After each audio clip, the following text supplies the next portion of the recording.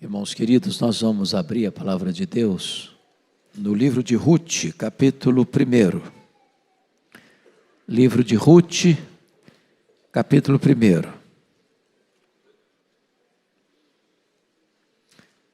Faremos a leitura a partir do verso 1 até o verso 22. Nos dias em que julgavam juízes, houve fome na terra. E um homem de Belém de Judá saiu habitar na terra de Moabe com sua mulher e seus 2 filhos. Este homem se chamava Elimeleque e sua mulher Noemi. Os filhos se chamavam Malom e Quilion, efrateus de Belém de Judá. Vieram à terra de Moabe e ficaram ali. Morreu Elimeleque, marido de Noemi, e ficou ela com seus 2 filhos, os quais casaram com mulheres moabitas. Era o nome de uma Orfa e o nome da outra Ruth, e ficaram ali quase 10 anos. Morreram também ambos, Malom e Quilion, ficando assim a mulher desamparada de seus 2 filhos e de seu marido. Então se dispôs ela com as suas noras e voltou da terra de Moabe, porquanto nesta ouviu que o Senhor se lembrara do seu povo, dando-lhe pão. Saiu, pois, ela com as suas 2 noras do lugar onde estivera. E indo elas caminhando de volta para a terra de Judá, disse-lhes Noemi: Ide, voltai, cada uma à casa de sua mãe. E o Senhor use convosco de benevolência, como vós usastes com os que morreram e comigo. O Senhor vos dê que sejais felizes, cada uma em casa de seu marido, e beijou-as. Elas, porém, choraram em alta voz e lhe disseram: Não, iremos contigo ao teu povo. Porém Noemi disse: Voltai, minhas filhas, porque irias comigo? Tenho eu ainda no ventre filhos, para que vos sejam por maridos? Tornai, filhas minhas, ide-vos embora, porque sou velha demais para ter marido. Ainda quando eu dissesse tenho esperança, ou ainda que esta noite tivesse marido e houvesse filhos, esperá-los-is até que viessem a ser grandes? Abster-vos-is de tomardes marido? Não, filhas minhas, porque por vossa causa a mim me amarga o ter o Senhor descarregado contra mim a sua mão. Então, de novo choraram em voz alta.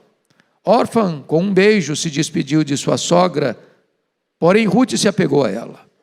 Disse Noemi: Eis que a tua cunhada voltou ao seu povo e aos seus deuses. Também tu volta após a tua cunhada. Disse, porém, Ruth: Não me instes para que te deixe e me obrigue a não seguir-te, porque aonde quer que fores, irei eu, e onde quer que pousares, ali pousarei eu. O teu povo é o meu povo, o teu Deus é o meu Deus. Onde quer que morreres, morrerei eu, e aí serei sepultada. Faça-me o Senhor o que bem lhe aprouver, se outra coisa que não seja a morte me separar de ti. Vendo, pois, Noemi que de todo estava resolvida a ir com ela, deixou de insistir com ela. Então ambas se foram, até que chegaram a Belém. Sucedeu que, ao chegarem ali, toda a cidade se comoveu por causa delas, e as mulheres diziam: Não é esta Noemi? Porém ela lhes dizia: Não me chameis Noemi, chamai-me Mara, porque grande amargura me tem dado o Todo-Poderoso. De Toz eu parti, porém o Senhor me fez voltar pobre. Por que, pois, me chamaríeis Noemi? Ou me chamareis Noemi, visto que o Senhor se manifestou contra mim e o Todo-Poderoso me tem afligido? Assim, voltou Noemi da terra de Moabe com Ruth, sua nora, a moabita. E chegaram a Belém no princípio da cega da cevada. Eu quero compartilhar com vocês sobre o tema: quando falta pão na casa do pão. Quando falta pão na casa do pão. A fome é uma das experiências mais dolorosas e dramáticas na história humana. Nada machuca, nada humilha, nada deprime tanto o ser humano quanto o ser submetido à fome. A Bíblia faz referência, por exemplo, ao cerco de Samaria pelos inimigos, quando não se podia entrar nem sair, e a fome apertou, a ponto das pessoas comerem carne humana. Viktor Frankl, no seu livro Em Busca de Sentido, ele que ficou preso num campo de concentração nazista e sobreviveu, disse que as conversas mais constantes nos campos de concentração não eram sobre liberdade, nem sobre família, eram sobre comida, porque a fome era assaz severa. O que você vai notar aqui é algo que um dia me chocou muito. Eu fui à Coreia em 1997. E vocês devem ter ciência de que a Coreia do Norte sofreu um revés enorme, de uma seca severa, nos anos de 1994 a 1998. E em todo o país, a fome castigou e assolou. Quando eu retornava de lá, exatamente no dia 2 de maio de 1997, li nos jornais de São Paulo que os norte-coreanos estavam comendo carne humana. Tamanha a tragédia da fome que assolou aquela nação. O texto que nós acabamos de ler retrata o período mais turbulento da história de Israel, o período dos juízes. Oscilou entre prosperidade e crise, fartura e apostasia.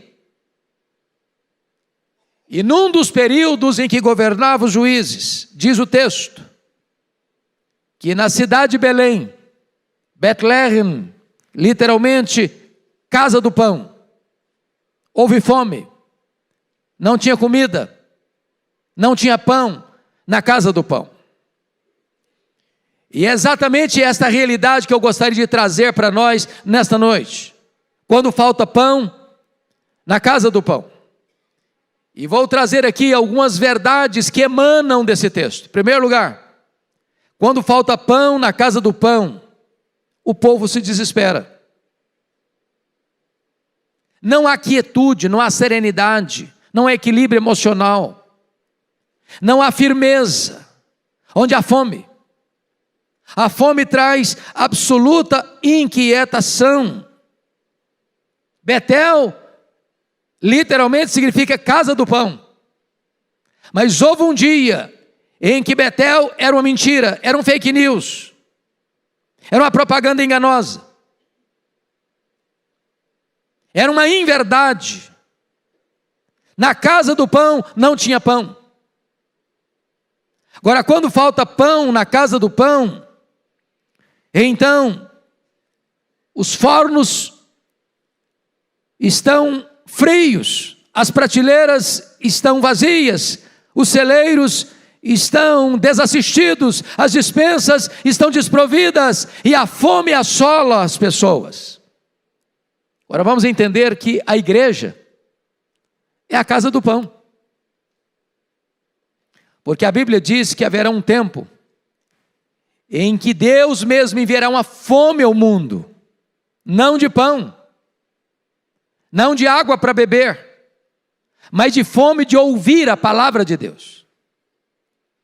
E sabe, amados irmãos, é doloroso, é dramático, quando a igreja, sendo a casa do pão, não tem pão. E você olha o cenário do Brasil, e você olha o cenário do mundo, e você vê pessoas inquietas, desassossegadas, porque elas vão para a igreja, elas vão para o templo, elas recorrem às reuniões, elas vão aos rituais e às celebrações, e elas estão famintas, e elas estão com a alma absolutamente necessitada e carente do pão do céu, mas não encontram pão. E conforme nós cantamos, há um momento que a nossa alma tem sede de Deus. Há um momento que o pão da terra não satisfaz, em que a fartura do mundo não satisfaz.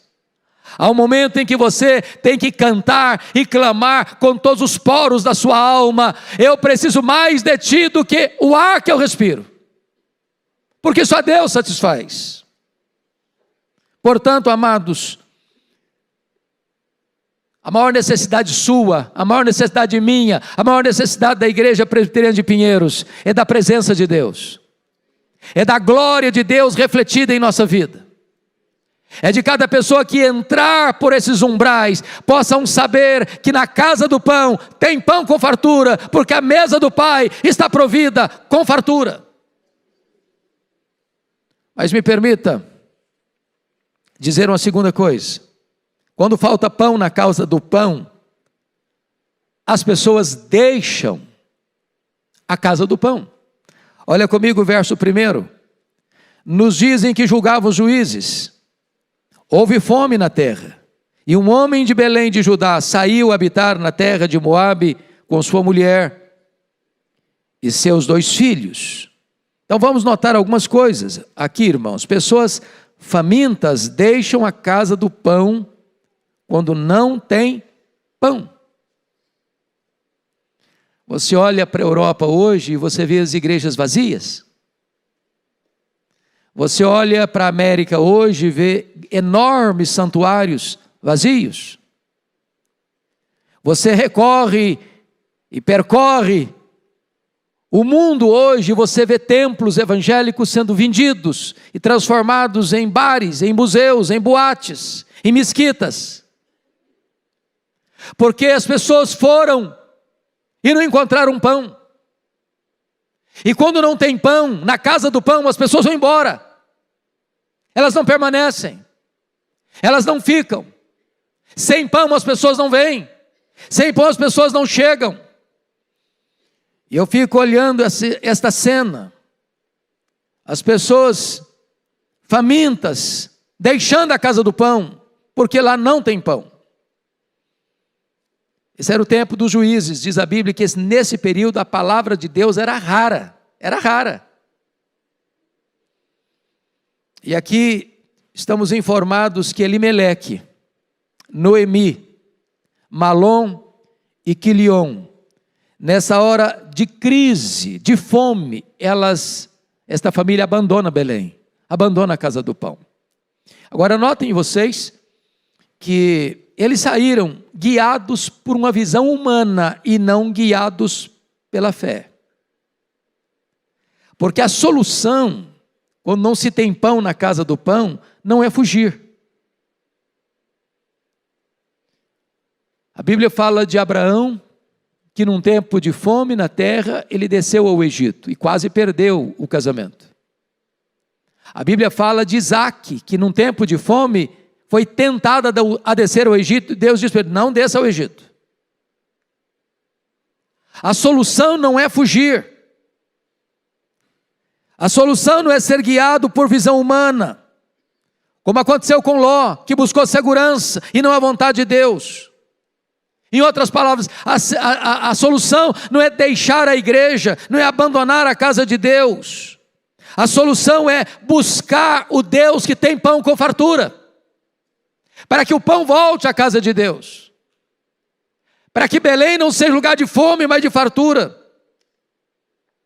Eu fico imaginando, irmãos, e olhando o cenário, por que você vê tantas pessoas, multidões e multidões, indo para um estádio de futebol, indo para um show, indo para um bar, indo para os seminários de autoajuda, indo para os lugares de misticismo e sincretismo? Por que elas estão indo? Porque elas têm fome. Talvez elas não saibam. E elas estão desesperadamente desejosas de mitigar essa fome, de resolver esse problema, de preencher esse vazio. Agora preste atenção nisso. Nós, Igreja de Deus, Belém de Deus, Casa do Pão, precisamos ter pão com fartura. Porque essas pessoas famintas, quando souberem que há pão na Casa do Pão, elas virão. E elas encontrarão pão. E elas serão saciadas. E elas correrão para dizer para as outras pessoas que estão com fome: hoje é dia de boas novas e nós não podemos nos calar. Tem pão com fartura, vamos lá, vamos lá, vamos lá. Às vezes, há o grande risco da gente dizer para as pessoas: tem pão em Belém. Belém é a casa do pão. E em tantos lugares as pessoas correm para lá, mas encontram muito do homem e pouco de Deus. As pessoas correm para lá e encontram receita de pão, mas não tem pão. As pessoas correm para lá e elas escutam: olha, aqui já teve pão. Aqui houve tempo em que as padarias estavam lotadas, em que os celeiros estavam cheios, e começam a falar então dos grandes avivamentos do passado, dos grandes feitos do passado, das grandes maravilhas do passado, mas as pessoas estão com fome hoje, elas estão com fome agora. Elas precisam da presença de Deus, da palavra de Deus, do pão vivo que desceu do céu. Agora nota em terceiro lugar: quando não há pão na casa do pão, as pessoas buscam alternativas perigosas. Veja comigo o versículo de 1 a 5, que Elimeleque, ele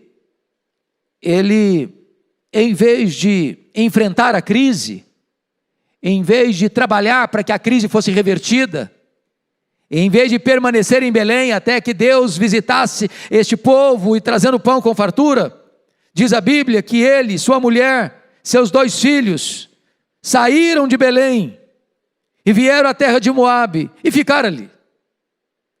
Quando você olha no mapa, hoje você faz essa viagem num dia, é perto, mas naquela época era uma viagem. E embora Moabe, que fica hoje na região da Jordânia, do lado lá do Monte Nebo, onde o povo avistou a terra e entrou na terra prometida, Moabe, embora fosse aparentado do povo de Deus, descendentes de Ló, Moabe se curvava a outros deuses, de um culto sincrético, adorava ídolos, era hostil à fé. E diz a Bíblia que então Elimeleque, com sua família, se muda para Moabe. Ou seja, em vez de Elimeleque buscar a Deus, ele foge na hora da crise. E sabe, irmãos, na hora da crise, não é hora de fugir. Na hora do problema, não é hora de fugir. É hora de enfrentar, é hora de orar, é hora de se arrepender. Porque se você ler na história do povo de Israel, via de regra, a fome era uma espécie da disciplina de Deus, ou do juízo de Deus, na quebra da aliança. Deus havia dito que se o povo não ouvisse, não obedecesse, se o povo se rebelasse, Deus mandaria guerra, Deus mandaria fome, Deus mandaria peste, Deus mandaria os problemas para a nação. E então a solução não era fugir, a solução era se arrepender.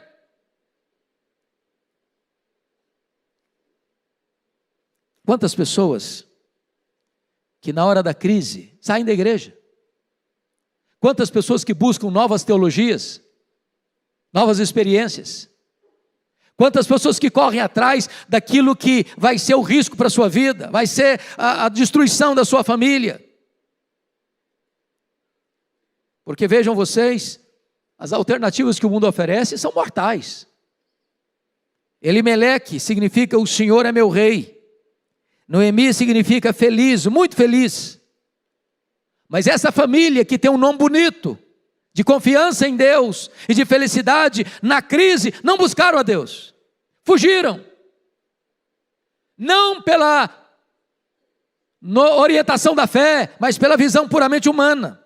Eles buscam o atalho da fuga na hora da crise. E em vez de enfrentar a crise, eles fogem.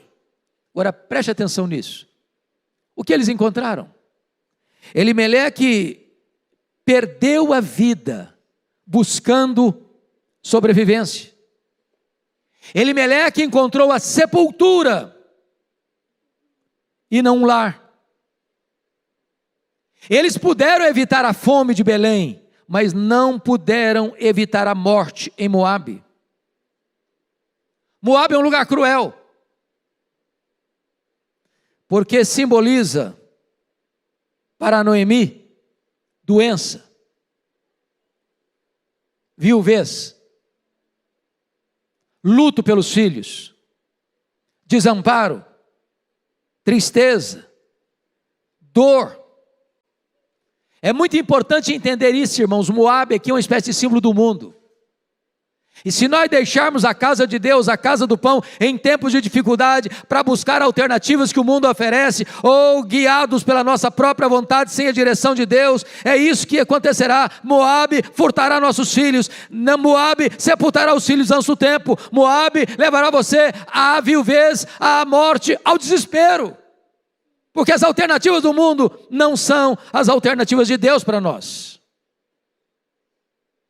Noemi fica amarga.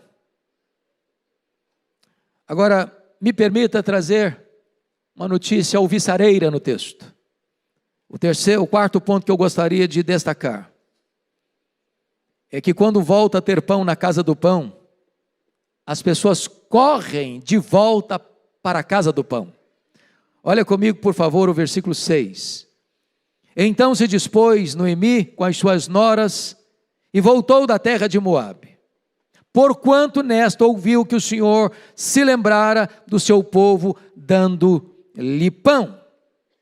Eu acho isso maravilhoso, o que está escrito no verso 6, porquanto em Moabe ouviu que o Senhor se lembrara do seu povo, dando-lhe pão.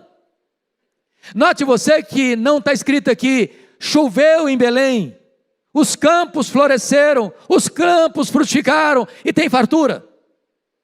Não diz aqui que as pessoas buscaram alternativas dos seus recursos humanos e a coisa melhorou, a economia melhorou, a situação social melhorou, a cidade agora pode abrigar pessoas porque tem fartura. Não! O escritor sagrado, inspirado pelo Espírito Santo, entendeu que quem governa o tempo, as estações é Deus, quem visita com juízo é Deus, mas quem visita com misericórdia é Deus, e havendo arrependimento, mudança de vida, Deus visita o seu povo de novo e traz pão para a casa do pão. Há um rumor que chega até Moabe, e o rumor é esse: Deus visitou o seu povo. E Belém, casa do pão, não é mais um fake news. Belém não é mais uma propaganda falsa. Agora tem pão na casa do pão. Os famintos estão por todo lado. E podem ter certeza, a cidade de São Paulo, dona de uma riqueza colossal, é uma cidade marcada pela fome. Talvez não tanto a fome que fuzila o estômago, mas a fome que estonteia a alma. Eu fico imaginando, pastor Rival, se houver um rumor em São Paulo, percorrendo ruas, avenidas, bairros, apartamentos e casas, e esse rumor for este: na igreja presbiteriana de Pinheiros tem pão com fartura. Eu imagino essa notícia saindo, e essa notícia percorrendo. Podem ter certeza, as multidões hão de vir famintas, sedentas, sequiosas, necessitadas, carentes. É a história dos avivamentos, irmãos. Exatamente isso. Deixa eu lhes dar alguns exemplos. Lucas capítulo 3, diz que João Batista está pregando no deserto. É o deserto da Judeia. um dos lugares mais inóspitos da terra. Montes e vales, pedregulhos pontiagudos, um calor sufocante durante o dia. E diz a Bíblia que as multidões fluem para o deserto para ouvi-lo. Não é o lugar que faz o homem, é o homem que faz o lugar. Não importa se num templo confortável como este, não importa se numa tenda tosca, não importa se debaixo de uma árvore, não importa se numa região rural, não importa se num deserto, se tiver pão, as multidões fluirão para lá. Foi o que aconteceu em 1939 na Inglaterra, com o avivamento inglês. Foi o que aconteceu em 1857 nos Estados Unidos, com um grande avivamento que chegou.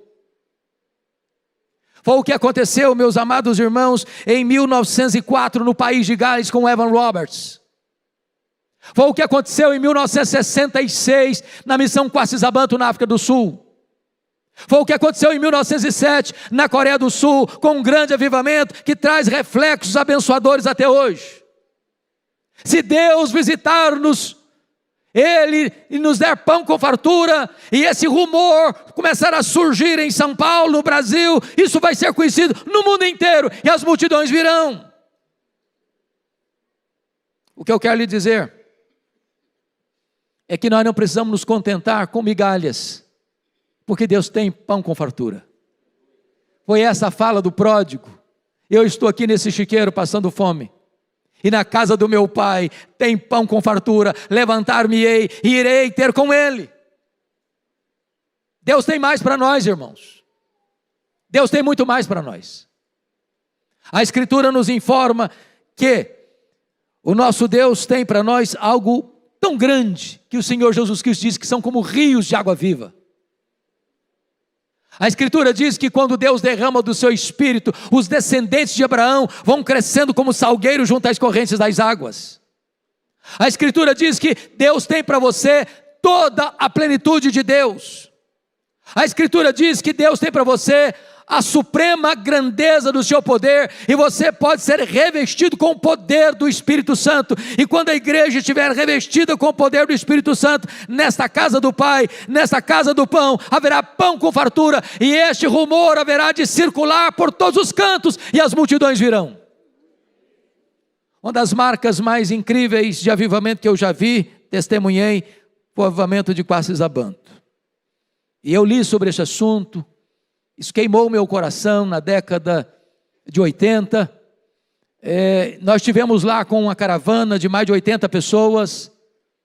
E eu confesso a vocês que, particularmente, eu nunca vi nenhum lugar onde a presença de Deus fosse tão sensível, tão notória, tão eloquente. O pastor Erlo diz que quando o avivamento chegou naquele local, quando os missionários acordavam de manhã, tinha 10, 20, 30 pessoas na porta de cada um deles com pressa para acertar a vida com Deus. Os feiticeiros saíam correndo, chorando, e vinham e confessavam os seus pecados, e tinham pressa para acertar a vida com Deus. Eu vi ali um templo construído, um templo para 15 mil pessoas, construído numa fazenda, com 3 cultos por dia. Caravanas do mundo inteiro indo ver e ouvir o que Deus estava fazendo ali. E eu creio, meus amados irmãos, que quando Deus visita a casa do pão com fartura, esse rumor, esta informação há de circular pelas Moabes da vida. Esta informação há de chegar a tanta gente, e as pessoas terão então a bênção de retornar à casa do pão. Mas me permita dizer, quando há pão na casa do pão, as pessoas nos acompanharão à casa do pão. Veja você, que não só aqueles que saíram voltam, mas aqueles que voltam trazendo mais alguém consigo. Veja você o versículo de número 16, que quando Noemi está voltando, Ruth disse para ela: não me instes para que te deixe, e me obrigue a não seguir-te, porque aonde quer que fores, irei eu, e onde quer que pousares, ali pousarei eu.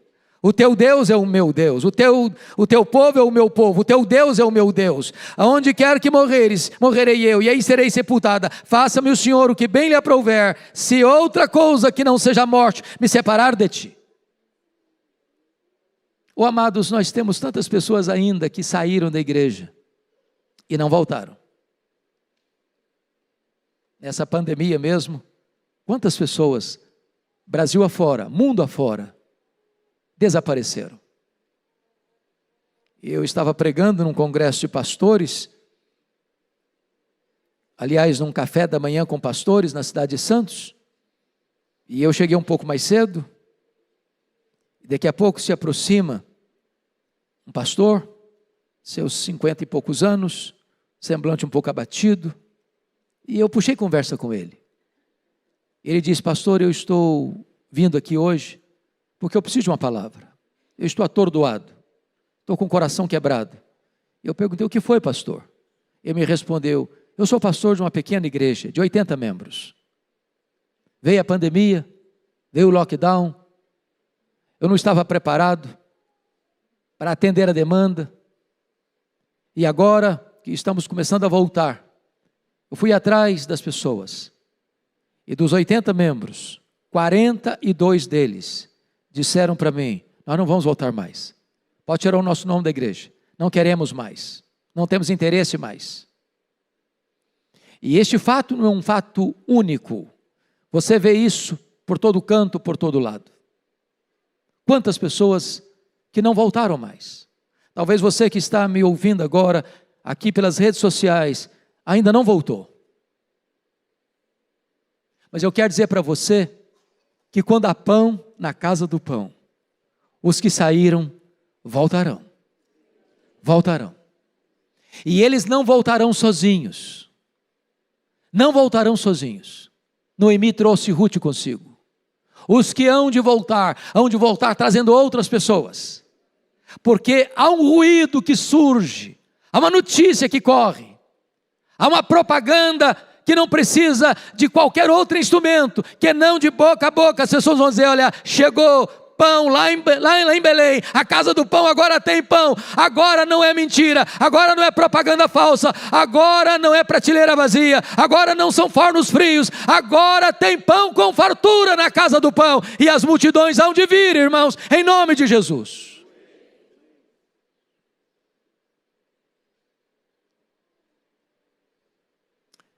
E a minha expectativa e a minha esperança é de que a gente possa ver isso, não só aqui em Pinheiros, mais e mais pessoas chegando, mais e mais famílias chegando, mais e mais pessoas famintas chegando aqui, encontrando o pão da vida, mas nós queremos mais, nós queremos que esse rumor, que essa notícia percorra São Paulo, percorra São Paulo. Irmãos, nós temos 20 milhões de pessoas em São Paulo. Há muitos lugares abertos que fazem propaganda, dizendo: tem pão, pode vir que tem pão. E as pessoas chegam e não encontram pão. Elas estão se alimentando de farelo. Ou às vezes, tem morte na panela.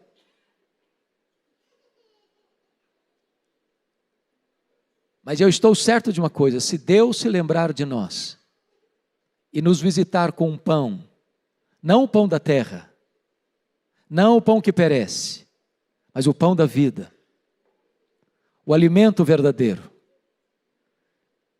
podem ter certeza, antes que nós pudéssemos abrir as portas desta igreja, as multidões já estarão à porta esperando. Nós não conseguiremos, pastor, por mais otimista que seja a nossa possibilidade de ter um templo aqui para 3.000 pessoas, já começará pequeno, porque as multidões virão, porque os famintos virão, os que saíram voltarão, e quando voltarem não voltarão só, precisamos, meus irmãos, mais do que qualquer outra coisa, é desta presença manifesta de Deus, do pão da vida neste lugar, a casa do pão. Eu estava lendo acerca de um pastor da Etiópia, pregador apaixonado por Jesus, pregando com fidelidade o Evangelho, enfrentando os horrores do comunismo. E esse pastor perseguido, por onde passava, ele era perseguido. Mas ele perseverava. Um dia ele está pregando numa igreja, numa conferência. Os capatazes do comunismo entraram no templo. E eles tomaram uma atitude radical com esse pastor para querer acabar com a vida dele. E disseram: nós viemos aqui porque queremos fechar essa igreja e parar o seu ministério. E o que fizeram foi crudelíssimo. A esposa sentada no primeiro banco, com a filhinha de 3 anos no colo. Eles pegaram a menina com toda a fúria e jogaram a menina pela vidraça. E ela caiu sem vida do lado de fora. Foi um pânico, foi uma dor terrível. Mas aquela mãe, serenamente, extraordinária e miraculosamente, se levanta do primeiro banco, vai lá fora, pega a menina morta, acolhe nos seus braços, retornou para o templo, sentou no primeiro banco, com a menina morta nos braços, e o culto continuou, exaltando e celebrando o nome de Jesus. Esse testemunho foi tão vivo na Etiópia, que esse pastor dali para frente, pregou para mais de 400.000 pessoas na Etiópia, num ambiente de hostilidade e perseguição, vendo milhares e milhares de pessoas se rendendo ao Senhor Jesus Cristo. Quando Deus está presente, a mão do diabo não pode prevalecer. Quando Deus está presente, nenhuma ideologia, nenhuma perseguição, nenhuma força das trevas pode intimidar a igreja, pode fazer a igreja recuar. A maior necessidade nossa, irmãos, é dessa presença manifesta de Deus. E eu não estou falando da onipresença de Deus. Ele é onipresente sim, em qualquer lugar do mundo. Ele é onipresente. Eu estou falando da presença manifesta de Deus, que quem chega sabe quão tremendo este lugar. É a casa de Deus, é a porta do céu.